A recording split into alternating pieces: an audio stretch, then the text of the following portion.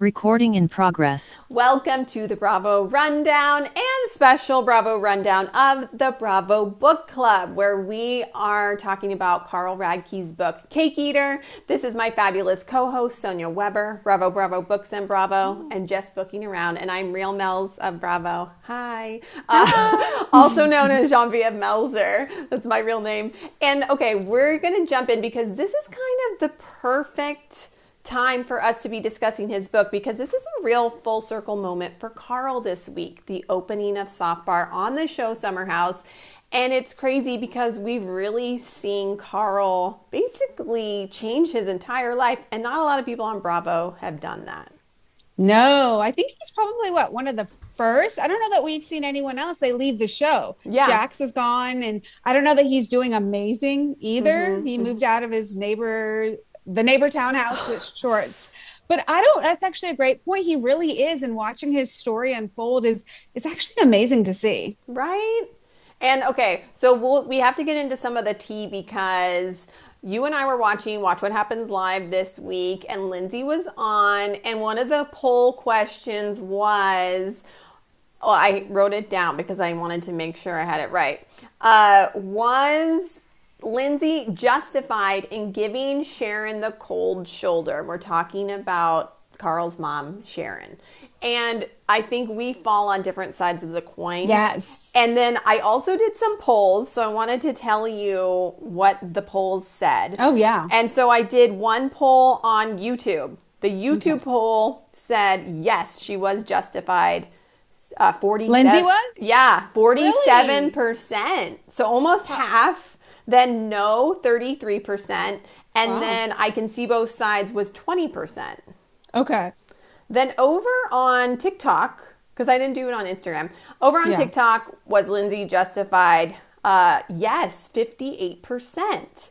No, 42%. Wait, this is crazy. This is like going back know. to my statistics classes and psych and social work where we did research studies. Because on mine, I didn't do polls. It was more anecdotal, and it was comments. And of course, my TikToks and stuff leaned in with, this might be the unpopular opinion, but I side with Sharon Radke, and everybody agreed with me. So my polls are different than yours. Well, and that's interesting. I know. I also made a video about it too, and I was like, some people might think that she was giving her the energy she deserved, and I was like, that's what I think. I didn't say that in the video, but I was like, some are saying this. And then, a lot of people were like, yeah, Lindsay, she should have done that. We'd be great debaters and defense attorneys because our comments all agreed with our side of things.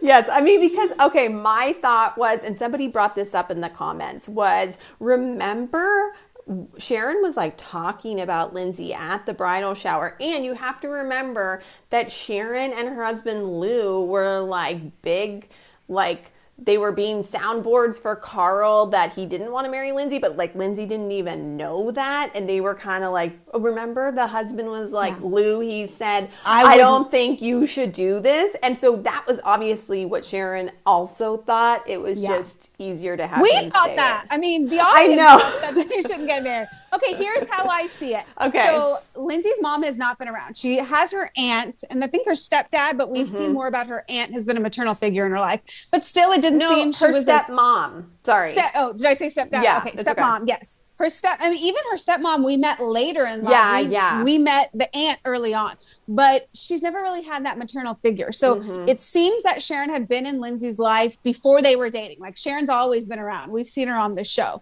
And I would imagine they had built a relationship. Yeah. So for Lindsay, she even says this in a clip in the preview for In the City, I keep choosing people that abandon me. And I would imagine her anger and hurt is also the fact that here was a motherly figure in her life that was going to be her mother-in-law. And then when you watch those things, whereas from Sharon's perspective, at the end of the day, Carl is her son, and she doesn't want him to make a mistake. Yeah. You may be another person in my child's life, and I'm going to support you, but when I see that you were not going to work well together, I'm going to tell my son that. Yeah. So they both are valid. And at the end of the day, Sharon probably felt like, look, I'm the older one.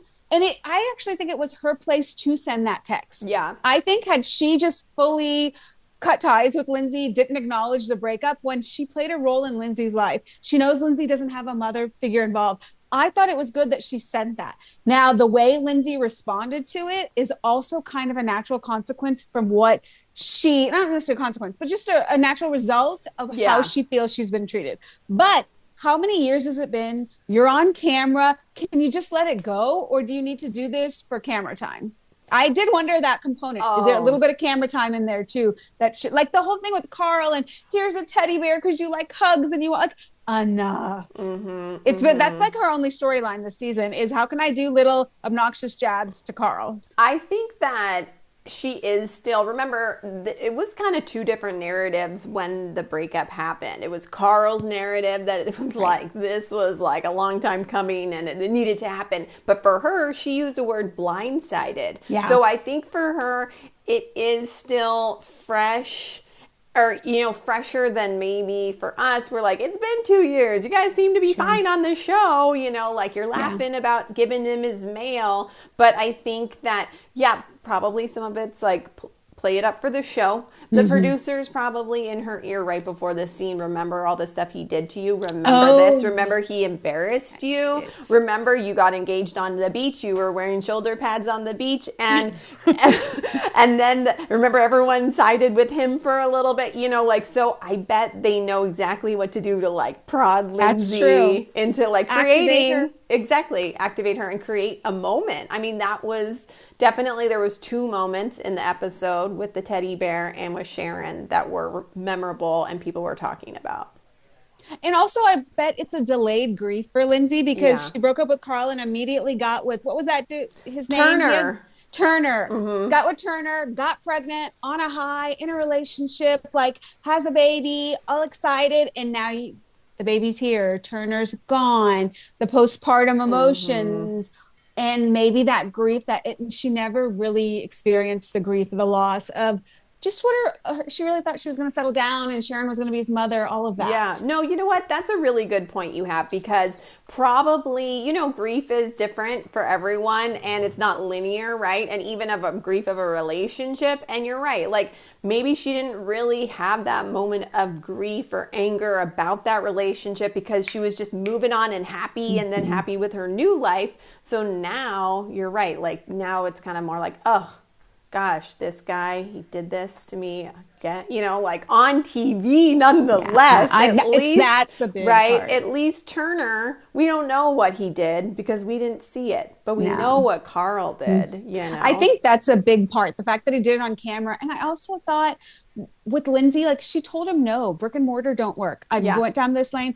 Now here she is at the opening of it's kind of like a gut punch. Like, I guess I have to go film where everyone's loving on him and he's doing so great. And I told him not to do it. Like, it takes a lot of guts to walk in there, right? Agreed. Like, I don't know if I would want to do that. I'd be like, no, I don't think I'll go to that scene. No, thanks. But the irony that was kind of the segue into the In the City show, but Carl's not on the show. And talk about blindsided. He's like, Andrea, I didn't know you were going to be here. So producers set up the In the City characters to go to an event that he is hosting for a show he's not a part Right, of? I know. So we got to meet some of the new players, the new characters, and I was like, oh, they're really setting this up. Luke was there, but Luke's not on In the City, which I think it's because he knew he wanted to run for office. I'm not sure. Maybe, did he? Would he know that? That's weird because he is friends with Lindsay, and Lindsay will occasionally post photos of him on her social media. So I know you mentioned that earlier today, and I'm like, that is such a good point. Why? I guess he doesn't. He can't film a show there also because he has to prove he lives in Minnesota or wherever he's running for office. Yeah. Like, that's not good optics if he's living in New York City and filming there. Can't you not be on TV because you have to have just as much screen time as the other people that are running? Do you remember when that Law and Order guy, he was on Law and Order and he decided to run for something and they had to edit him out of the show because you can't be seen more than the other people that you're running against. Is that? I swear, I remember something about that. Maybe that's congressional or gut. I don't know. I was going to say, because Married to Medicine, one of those ladies is running, but that's for state of Georgia. Oh, okay. Like Georgia Congress. Right. So maybe on a national level. Is he running for I don't know. Not Senate. I don't think he's running for Senate. I'm assuming it's for Congress on the other side. There's no way he's running for a Senate seat for the state of Minnesota. It's got to be a congressperson. You know, this is 2026 and anything can happen. I want to ask you about something, because in this book, there was a time when Carl references a cast member on the show, but he doesn't say who it is. He doesn't give a name, and he does it like a couple of times. So first, he did it last week when we were discussing that he said there was a cast member who would drink with him, and they were kind of bad influences on each other. He's like, and we would like travel back to the city a lot and like get into some shenanigans, right? But then this week in the book, he mentions that, and I'm kind of jumping ahead and then we'll kind of backtrack, but he mentions that there's a Thanksgiving holiday and it's after his brother passed away, because this is the chunk of the book that we learn more about that. And he's basically on a downward spiral, but he says that he's having Thanksgiving with a cast member, or like, I guess a group of people too, but he doesn't say who it is. And he says he got so mad at them that he yelled at them. They were making a pot roast and he was like, F you. And he said there was no excuse for me doing that. But is it Lindsay? Well, because he says he gets into this knockout fight. Well, not literally, figuratively. And he goes down 10 flights to his apartment. Yeah. We know that he and Lindsay lived in the same apartment which, you know, I was wondering about this question. I hadn't mentioned this to you, but did he intentionally, or did Lindsay intentionally want him to move to her building to keep an eye on him, knowing how bad he's using his gun? Because he says by season 4, it was horrendous. So the season before the COVID summer, that he was at his worst filming. And that is the time him and Lindsay kind of got to, I'm not even going to say the words because it's gross. Thank you. Please don't, because I remember being scarred from when that happened on the show. And yeah, remember when they go on that date and it's like on the rooftop of their building. Yes. And it was so weird, and like he was so awkward, and it was weird, and he leaves, but then he came back. It was so it must have been. And I wondered if she wanted or thought because he seems to be, by reading it, he was kind of aware that there was a problem, but not really aware. But like it just seemed that he just never stopped using. It was like the drinking. It was, and he said, and that was the one too. Like another, we wondered if it was Lindsay that he got into the fight with. He said specifically, one of my cast members and I were evil influences on each other. We would drink in the car on the way to the Hamptons. We would drink on the drive home. We would stop for more drinks on the way back to the city. Who could he be talking about? I know, because we had texted and we're like, is it Lindsay? You said, or is it Danielle? And I was like, is it Luke? Because remember, Carl was mad at Luke during that one series of events, and I didn't really. That was the golf. Yeah, was that the COVID season? The thing is, okay, I have to say this. I think I forgot, like. Maybe it's because it's an ensemble show and it wasn't just, if it was just Carl, we were just watching Carl this whole time, but I literally don't remember Carl in most of these seasons. I remember Hannah, I remember Paige, I remember Kyle, because that was like a big thing, seasons 4 and 5. Carl, I'm like, what was he even doing? He wasn't a part of the mix per se. So season 1 and 2, he was named because of the work as twins, and him and Lauren were getting together, not getting together. So we saw him a lot. After that, Paige came season 3, right? So make out in the pantry was Paige. That was about it. He talks about the season when Jules and Jordan were there, and he remembers getting so blackout and just going off on Jules saying, get out of the house. And he regrets doing that. So, and I feel bad for Jules. Everyone was like really mean to her. But I guess back then, like when those shows were airing, this was kind of like par for the course. There was always someone who was on a season of a reality show that everyone was mean to and didn't like. So it wasn't like a big deal back then to have like a gang up. You know what I mean? Unfortunately, like, and she was a really sweet girl. Like she got a lot of, hate for nothing. And she absolutely did nothing to him, and he blew up at her because of his own stuff. And okay, so let's talk about we got to the chunk of the book where basically two really awful things happened to Carl. And one of them was actually shared without his consent as a storyline on the show. That was when he was essayed or in a situation that he did not consent to, and he had made a joke. He had opened up to Stephen McGee, who, you remember him from season 1 and 2. If you watched, was he on? I don't think he was on. Was he on season 3? No. Okay. He left with the Workus twins, and I don't know if that was his choice or he was asked not to come back. I'm guessing he was asked not to come back. Right, and him and Carl used to get wasted, and Carl said he opened up to him one night, but he said he made a joke, and he said, best like experience he had, like sexual experience, right? He said he was making a joke, but then he got wind from Lauren that Steven, or that they were going to make this into a storyline, and he was understandably really upset. This isn't something he wanted anyone to know. He wasn't the one who went to production and was like, hey, you know what I want my storyline to be is people questioning my sexuality, because it was somebody who was his same sex, right? And so then he said he's battling, alcoholism, drug addiction. He even said he adds in like Adderall. So it's first drugs, Coca-Cola, and then he starts to do Adderall too. So it's like, it's compounding, everything's like, and then this happens.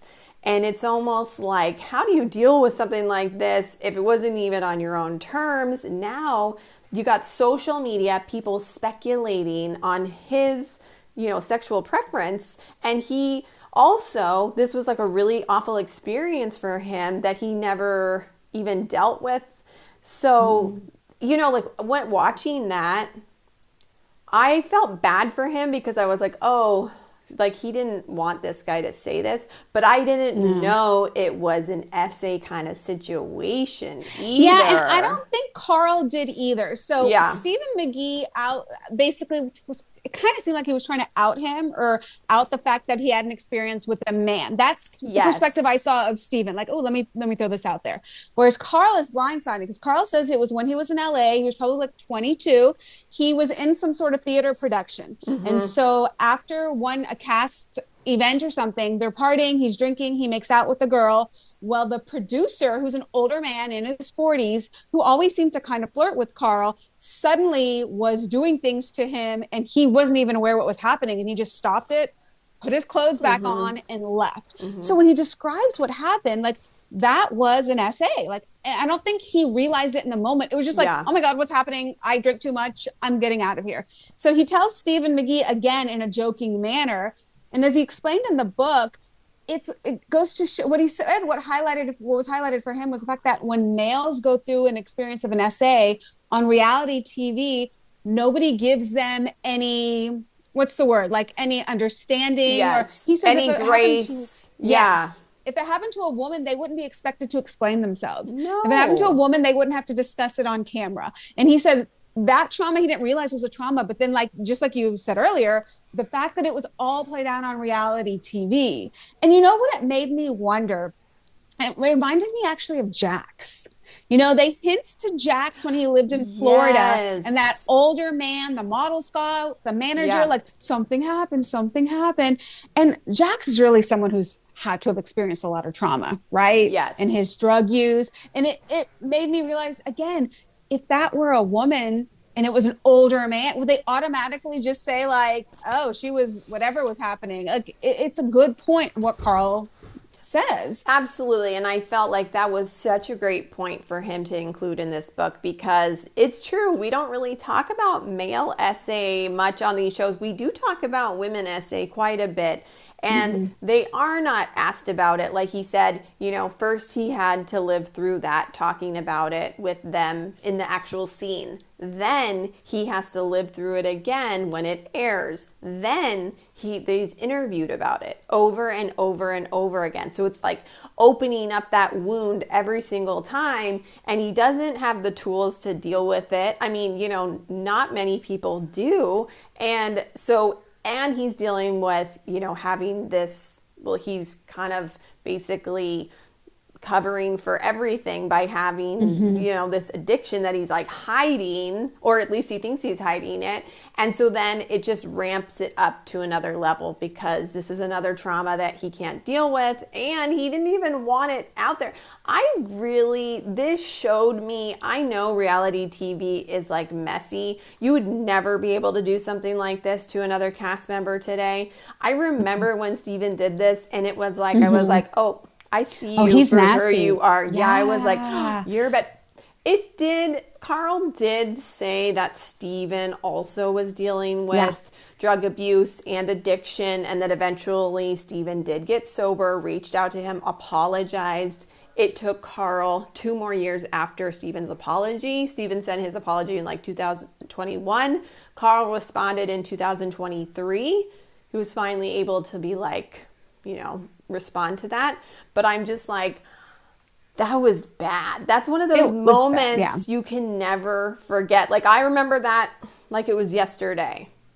And again, and like going back to what Steven was going to, if I remember at that point, he was with someone whose family was in the political world and wasn't out and was in a relationship with someone. So he was dealing with his own struggles. Yeah. But going back to Carl, so at this point in the book, this is trauma number 2 for him. Yes. Because he also, the man he saw fall to his death off the balcony, but this essay had happened before that. Yes. So already, like, the alcoholic gene, the addictive gene, like, it's like it just unlocks it a little more. Yeah. A little more. And we hadn't even gotten to his brother and his parents' divorce, which it seemed that, and I hope I'm not going at a turn here, but his parents' divorce, it seemed like for him, he was just kind of taken aback. It seemed like his father was with another woman, but his father didn't say that and said, let's just separate for a little bit. Meanwhile, he already had another woman who then they ended up together. But for Carl, he didn't talk to his dad for, a couple of years? Yeah, and he had lent his dad money. His dad had asked him for money so that he could move out of the family home and probably in with this woman. So I think that added,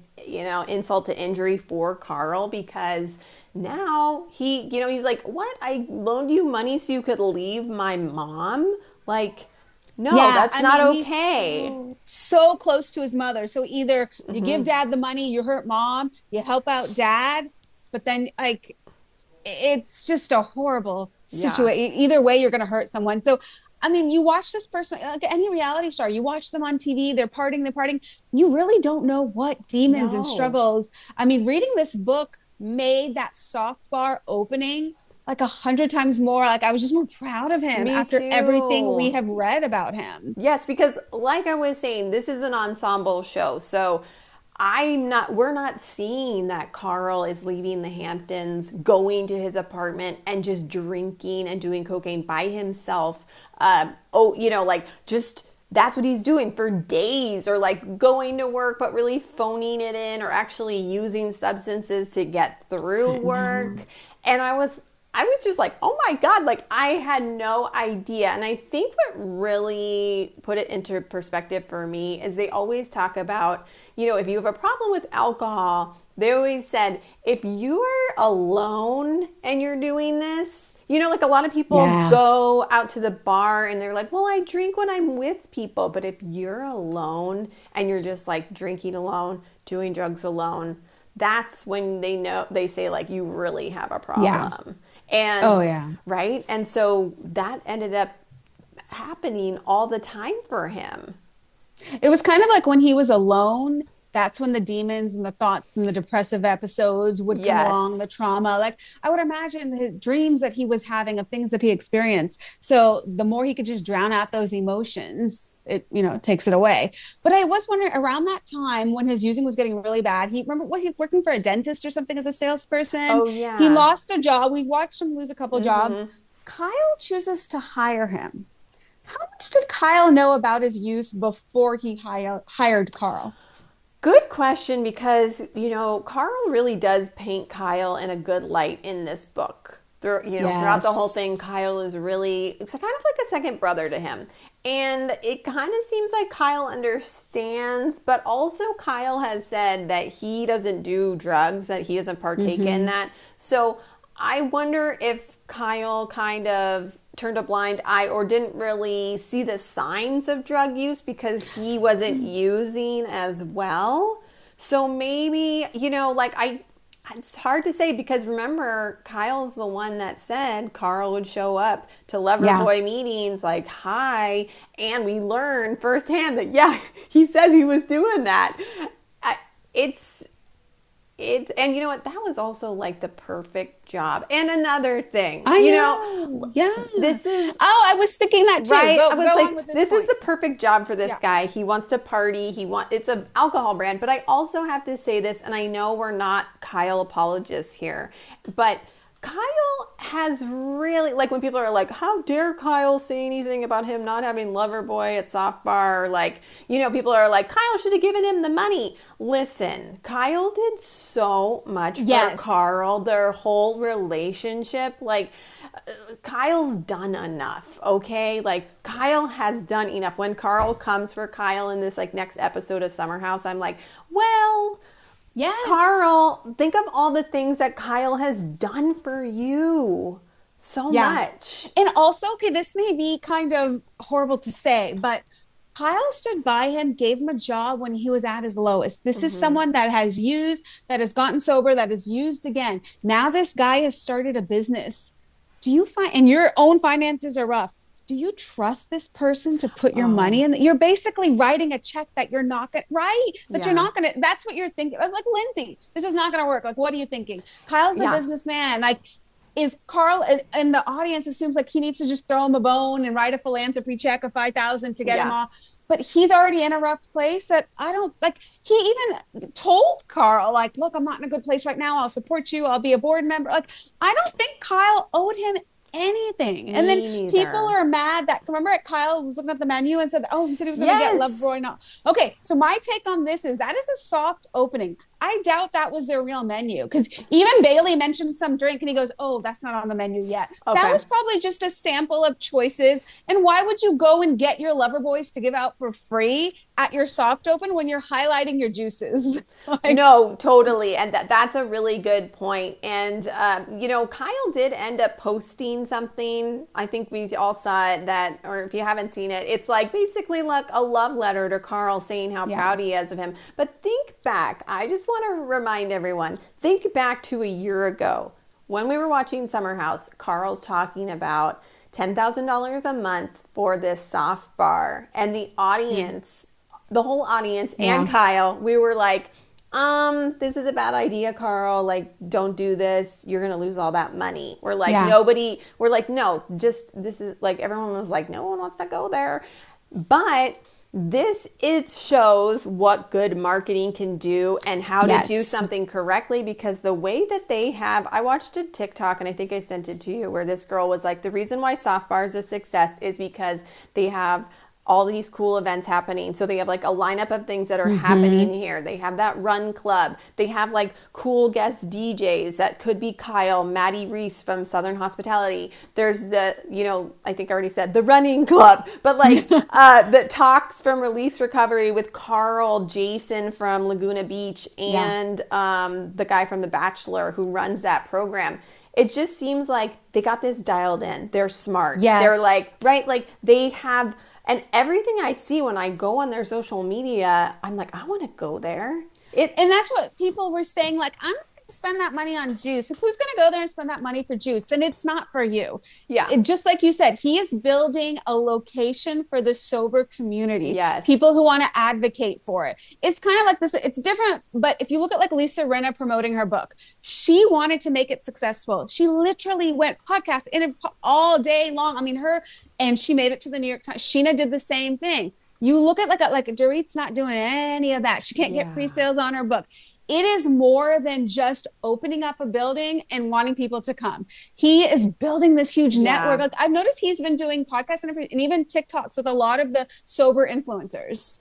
That's how you go about it. And really what I wonder is you've got your investors there, make back your money, decide how much on top of you want to make back and walk out. Yes. Right? This Totally. doesn't need to exist for, it's not going to. Restaurants and bars, how long of a shelf life do they even have? Yeah, like 10 years maybe. Yeah, Yeah, max. if you can be successful, they say like most restaurants won't make a profit until year 5. So if you Okay. can get in there, make your profit from years like 5 to 10 and then call it or sell it or whatever. But no, I think that that's kind of really important to Carl, and he says it in the book, is that community, that sober community, that recovery community is so important, and they help each other. And so this is such a cool space. And even somebody who isn't like 100% sober, but who enjoys a drink from time to time, like I think it would be fun to go there and have a non-alc cocktail. Like I would pay the $25. I don't care. I think it's an experience. I think the space is really pretty. Well, Lindsay, that's what Lindsay said. She said, that was in her confessionals, like a little, snarky, who wants a $25 juice? That's what she said. Or like, you can go enjoy your $25 juices. But the thing is, like, you know what? The people that aren't drinking, they're not going to bars. It's like an experience to go there and have a $25 juice. You know what I also wondered about him is because it seemed like every time a big trauma happened, it made his use worse. Yes. Trauma is going to happen in life. Things are going to happen. Should this not succeed, what happens? Yeah. He loses someone else in his life. What happened? Like, you hope he has the tools and the people he's surrounded by that he can manage it. I would assume he's in regular therapy. It didn't say that in the book, but I would yeah. Well, is he, and that he's attending like the 12 steps. Like he has his sponsor and he talks about the sponsor. Let's talk about why he got into recovery. What finally was that breaking point for him? And that was finding out that his brother OD'd. Yeah, and he was trying. It seemed like after season 4, he started taking Adderall because the alcohol buzz wasn't working. He just needed to function. And then about January or March 2020 is when COVID happened. And again, a friend has a home in the Hamptons. Come stay with me. Okay. Lucky, another another lucky break for him, because he said he could not be alone in his apartment. He knows what would happen. So he goes to the Hamptons and he kind of lives like a different lifestyle for a while. He does. Slower lifestyle. And he starts getting that sober curious, using less hard drugs, less alcohol. And then he had like an online therapist he was talking to, just kind of discovering this life. Then he goes into the summer house, and that just isn't the best place for him. No. But he was still trying to only drink Lover Boy. He thought he could do moderation. It was interesting. His therapist thought he could do moderation too. And I was like, I was really surprised by that. Right?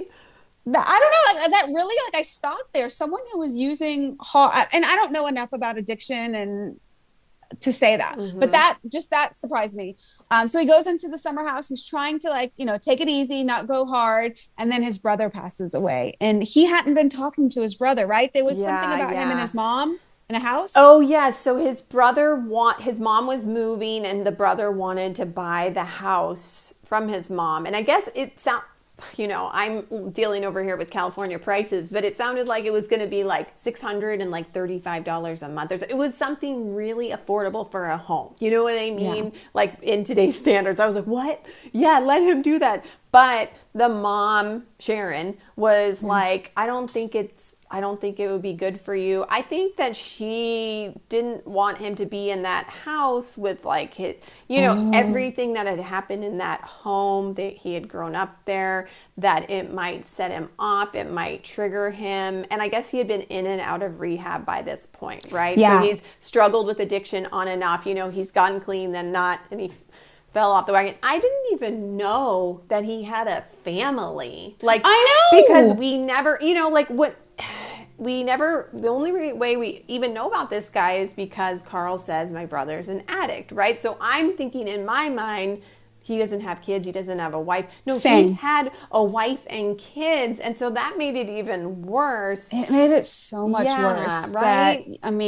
You have a sister-in-law, you have nieces, nephews, whatever, and you are completely speaking ill of their father on national television. Yeah, and basically also like maybe the brother hadn't ever openly said, I have a problem. And it sounds like it. You're saying basically what Stephen McGee did to you did to your brother. Yes. You outed your brother as something, or you shared a story that you had no you weren't able to share that. You shouldn't have shared that. But he did. And because of that, him and his brother were really kind of, I think they had a shaky relationship their whole life, right? So then, I can imagine they each resent each other. Yes, I agree, right? Because Carl always wanted to be like the perfect son, right? Even though he was also using, and they were both kind of doing the same thing, just different lives, I guess. He finds out in the summer house, his mom calls him at 7 a.m. So I remember seeing this too. He said that they shut down production. But don't you remember he getting that call and then filming that? I thought so too. Did he run to Lindsay's room, or I don't remember exactly. Kyle. Unless they filmed something again. I don't know. I thought so too. I thought we saw it. I thought we saw it too. And maybe we saw it and then they shut down production. Maybe that was it. He said the cast really rallied around him. Nobody can say anything that's going to help, but he said that they each kind of did something that made him know that they were there. Well, Paige, she made sure he ate. And Luke, he said Luke was really like helpful because he had been through similar something. Right. Someone else in his family, a loss. Yeah. And he also mentioned Sierra and just, how they weren't really close before that, but that how she was really there for him. And he was like, she didn't say like, it's going to be okay, but she was just there. And I just, Sierra is such a great human. She is. She's a nurse, and that is the right field for her because she can nurture and take care of people, but then they walk all over her. But not Carl. No. I feel like Carl has always shown his appreciation to her and just a platonic friendship. Yeah. Just respects her in a way. Carl would like it to be more, and he's tried. They were like, keep trying, Carl. No, Carl, just be friends with her. Yeah. So after that, he leaves. They shut down production. He leaves. He drives to Pittsburgh, which surprised me because it's like a 10-hour drive or something. He said it was a long drive. And so I'm like, was he sober driving or was he using driving? Well, and it's like it said in the book, like they would drive on the way out and the way back. Like, is there a different driver? And I wondered about that as well. And also, I don't know, you find out something like that happens. Your brother passes away of an overdose and he had just been out of rehab. You can go either way, right? Like, I am done. I'm not touching anything. Life isn't too important. Or I can't handle this. I can't cope. And you go the other way, which is it was sad to read because Carl had been kind of realizing I need to work on my use. I'm using too much. And then his brother passes away and it was just the worst. I mean, his use was more than he had ever done before. Right. It ramped up like 1,000%. Right. And that's when he starts sharing, I'm using alone like all the time. Yeah. I'd rather be alone. People ask me to hang out. I'm like, oh no, I'm just going to chill tonight. But chill meant like I'm ordering a bottle. I'm ordering a bag of Coca-Cola. And he would say he would like watch TV or like listen to music. And I was like, wow, I was like, this wasn't like boring. And then he said that he would call people at 2 or 3 in the morning, 3 or 4 crying, like call his dad, he called his mom. He said anyone who would talk. And he said he would ghost everyone who like texted him and wanted to like check on him because people knew that he was going through a hard time. And he said, but then at 3, 4 in the morning, he'd be calling everyone. Can you imagine his parents? You just lost your son to an overdose and your other son is calling you in the middle. Like, I just don't know. Like, everyone makes fun of Sharon, but what she has gone through in life with both sons struggling, and you just want to fix your child and you cannot fix them. Yeah. Yeah. I know. This was definitely like this is how I relate it. I'm like, in a screenplay, there's a moment that's called Dark Night of the Soul, when that's in all of the movies where like, the worst thing happens in the movie and the main character is like, what do I do? And it's like the worst time. This is what I think is like his Dark Night of the Soul, right? He's dealing with this, but he doesn't have the tools. Again, he is always talking about this. He's like, I don't have the tools to deal with this. It is really interesting that this guy does have great luck, but then he also has really awful traumas that happen to him. Yeah. Every time he's about to like, you know, it's like, okay, maybe he'll be sober now. And then it's like, boom, like, Something nope. else. Yeah. And in this rock bottom, he says it was January 6th, 2021. Yes. So which is interesting how it's pinpoint to that day when we saw everything that happened in the White House. Yeah. And it just fueled him and enraged him. And he just started using. And he had to be at work the next morning, right? And it was Kyle and another Loverboy partner that he was calling and said, like, I can't make it. And it seemed like it was those two. If I'm wrong, I don't know if it was Kyle too. Was it Nick was the other guy? Nick. That did the intervention January 7th and he has not used since that day. Yes. So Kyle was a part of the reason why he fully stopped using. I know. See, this is another thing I'm like, this is why Kyle has just done so much for you, because Kyle was there when you needed him the most. Yeah, like you said, it was January 6th and he decided, like, everything was so crazy and it was like so chaotic. He was like so upset about it that he was like, F it, basically. He orders a bottle again. I guess you get this stuff delivered to your apartment. I was like, we have DoorDash. I know. He said delivery. Yeah, he said it's faster than ordering a pizza. I was like, what? This is wild to people who aren't exposed to that kind of a thing. And so he said he ordered like a way bigger quantity than he had ever ordered before. And that he, you know, I think this was like one of those times where he maybe didn't really want to live. Yeah. You know, and I think Kyle and Nick picked up on that, and Kyle showed up and he told him, you can't do this. You're going to kill yourself.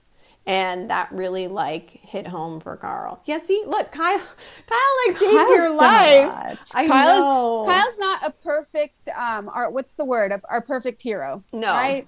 He has done a lot. He takes care of people. He can be kind, but he has made some mistakes. And it's really in his relationship. Yeah. Because he wasn't in a good relationship. Like, not to shift to Kyle, but I do wonder with him being single, and if he gets with the right woman, he's a different person with them. And he has children too. And he moves on. Because he seems like he'd be a great father. He's a nurturer. Yes. But him and Amanda weren't. Like, I know... This is going to sound really bad, and I guess I'm only saying this now because Amanda and Wes, because I wouldn't have said this about her before. But does Kyle need like a strong woman who's going to hold him accountable and be like, no, I'm not going to let you do this to me? Where Amanda said she would be like, Kyle, right? But she never was like, no, if you do that, then we're done. There was never like an ultimatum. Not saying people that ultimatums are good, but I'm just saying, like, I wonder how Kyle would be with somebody who is just like, no, won't put up with that. Or maybe he's someone that doesn't settle down. I think he needs like a year or so to just not be in a monogamous relationship. Totally. Do what you want. Years. Get it all out of your system. Yeah. I think he needs to get to the point where I don't want to DJ. I don't want to party. I kind of want to have children and settle down and make that decision. Or it's, you know what, I'm realizing that having children and being a father is really not for me. Let me just be a great uncle. Yeah. And it works that way. But him and Amanda just were never supposed to be together. No, definitely. They're like oil and water. Oil and water, like Portia says. I was almost going to say oil and vinegar, and I was like, no, those go together. Oh, no, that's what I meant. Oil and vinegar. Yes, like Portia said that. But oil and vinegar go together, but oil and water don't. Yes. Yeah. Yes, it's salad dressing. Exactly right. I'm like, wait, oil and vinegar, that's the good one. So they're not that. They're not that. No. This is kind of where, this is the break. And I was actually really happy we got to this point in the book, because it was kind of hard reading this. It's kind of sad reading what Carl had been through. You know what I mean? And I was like, oh gosh, when's the light at the end of the tunnel for this poor guy? Because this is a lot. And I was thinking about his body too, because I was like, this is a lot for somebody to continue to do to their body, and to take that and just, you know, keep going and amping it up. So finally, now he's in his recovery. He meets a great sponsor. I think this guy changed his life, gave him a plan of action to be sober, and was successful. So Carl was able to see, look, there are successful people who are also sober, which maybe he had never met before, right? Yeah. He had only met like successful guys who were like doing a bunch of substances. So this is where he starts his road to recovery, and it's really great. But do you remember it was when him and Lindsay were together and she outs the fact that he smokes weed or uses edibles? What do you think? Where does that play in with addiction? Well, what I recall on that is that they did I don't know. I'm unsure about that because I know that she also said that they did mushrooms. They had like a mushroom trip together. I don't remember that. So I think it was that reunion because I was also wondering when Lindsay was like, well, he's not sober. Remember doing that? And I get that from her standpoint. Like he's right. Mr. Perfect Carl. Yeah. And the resentment. He's not I get it. So, I know there is that California sober, right? Where people are using weed. Is that really though? Like you're in California. So is that really considered? Like I know maybe it's like, I understand the weed is maybe prescribed or small doses for anxiety, but maybe with a prescription or with a doctor, but the mushroom. Yeah. I mean, I'm with someone who's sober and he is completely sober. Like there is nothing. And so that is what I classify as sober. I know there's a lot of California sober people also, but the thing is, I know every addict except for my boyfriend,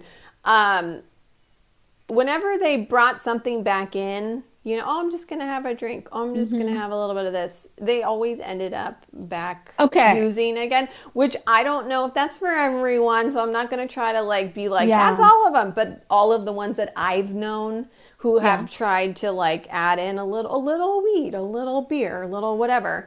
It never worked out well. Yeah. But Lala is nothing at all. Right. Like she's even stopped vaping. She was absolutely nothing. I just assumed that exactly what you say, it becomes a gateway. And so, they did share that he had done shrooms. Lindsay and him had done shrooms together. And that wasn't a good experience. And I'm just reading what he's done. Yeah. I just think nothing for him. No, I agree. And he's hardcore running. So I do wonder, they say that addictive gene, you get that runner's high. If maybe that's helping him through his recovery, the running. I've seen people. Yeah, absolutely. You switch one addiction to another, right? I mean, and fitness is healthier. So that's good. Yeah, you see that a lot too with, addicts, which... he just ran the London Marathon, so way to go. He had a great time. I want to say someone was kind of making fun of his New York City Marathon time on Threads, and I commented. Really? And I commented to this person because it was he had run it in a 3:40 or something, and Carl had a 4:30 or something like that. And I had to respond because I ran marathons when I was in my 20s. Yes. And I'm and so I commented and I said, "Look, honey, when we were in our 20s, this guy was in his 20s. When I was in my 20s, my marathon time was amazing, sub 4. I'm now in my mid 40s. Let me tell you, I'll be happy with an 11-minute mile pace. Life has changed. The body cannot run the way, and he was really nice about it though. The guy wasn't rude. So the fact that Carl had a 4:03 marathon in London, that, he said he was going for a sub 4, but that is an amazing time. Amazing. Well, and I read that, and I don't know what that means, a sub 4, but but I was under 4 hours. Okay, I was Carl, he's I wish that it was just a few minutes. My goal was a few minutes below this, and I'm dude, that is incredible. I think it's 9-minute miles. I'm probably so long, but at least 9-minute miles for the full 26. Yeah, it's a really good time. That's incredible. It's really good. And for 43 or 44, let me tell you, at this age, I've got arthritis. I ran it at 26. I had a 3:45. Wow. Now, that was a long time. But now my joints, my ankles, my hips, my sciatica. So the fact that Carl in his 40s could run this, my body has taken so much pounding from running that I do a jog walk now. Yeah. Happy with my jog walk. I love that. So. But I think that now we're going to segue into I think we're going to have to talk about Lindsay in the last part of the book. Because I remember Sheena explaining this on her podcast, that it depends who's in your book, because she had a lot of celebrities and that they technically didn't have to sign off because their name is already in the public eye. But Carla has chosen not to use her name in this book. It's only Kyle. We haven't gotten Danielle either in this book at all. So I assume that reading the end, like, I don't think he's going to mention her name. I don't know if he'll say a cast member, if he'll say a woman, because when was this book written? Like, surely it was written after, I'm going to look at the year, after him and Lindsay broke up. So it is 2025. So it came out last year. Then, Lindsay, did they break up in 24? Yeah, summer of 24, so. summer of 20, or summer 23. 25. No, when did they break up? She had Gemma. Gemma's Gemma a year was now. a baby this last summer. Yeah. So 2024, she was pregnant. Okay, so 2020. Oh, 3. Yeah, you're right. 4. Yeah, so then it has to be in here. They must talk about that relationship. And he capacity. just says, I was in a high profile relationship and here's what happened on my side. So. Because he has to talk about that. And also another thing, if Lindsay is the one that he's been talking about, that was a bad influence together, them drinking, she helped him when he first decided to become sober. Remember, he said, I need help. And she said, I'll be sober with you. Yes. Right? And then she decides later, like, well, you could be sober. I don't need to be sober. I'm not the one who's an addict. I think that he thinks that she has an issue with alcohol. Not that she's an addict, but Genevieve, yeah. But that, like, you know how you, like, there's people that are addicts and then there's people that, like, maybe they're not an addict, but it's just like they drink too much, some bad stuff happens, or like, I don't know, they always have to drink a little more or whatever. I think he thinks that she really shouldn't drink alcohol. Yeah, because that season where they were engaged and they just fought, every time they fought, it was Lindsay was drinking and Lindsay would go drink to not deal with the arguing. Yes. You're right. I think that her being sober helped him stay sober and helped him get through it. You're right. And when she started using, she doesn't casually use. When she was in the Hamptons, it was let's use to have a good time. Exactly. She's not just like having like one glass of wine. She's like, yeah, let's. And I think maybe that was triggering to him because it reminded him of how he was, right? And he was like, oh, and we used to drink a lot together and do other stuff, I'm sure. And so I think that was also something where he was like, wait a second, I can't marry this person. They have some issues that, like, I'm just trying to deal with my issues. And it is really interesting now to see their two paths because on social media, he's soft bar, he's sober, he's in recovery. It's all like really wonderful. Lindsay is like having a time. She was just at Stagecoach. She's like doing shots like in the videos. You know what I mean? So she is like full blown. But she wanted to be a mom. Yeah. She wanted to settle down.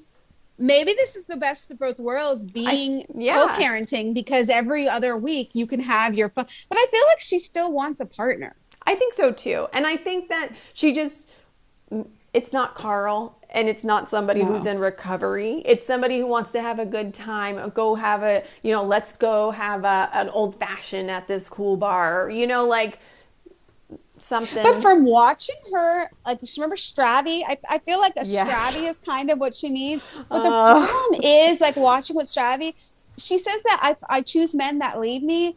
But the way she treats men, like, you get older in life and you start learning what battles are really worth it. Yeah. If someone didn't make you a sandwich, is it worth it to go all? I mean, I'm sure there was more meaning behind it. You know what I mean? I feel like part of what Lindsay has to learn is how to work in a relationship and how to treat people. Maybe every single person she's been with deserves these like screaming fests, but how do you have any relationship when all you do is scream every time? Like, anybody is going to leave.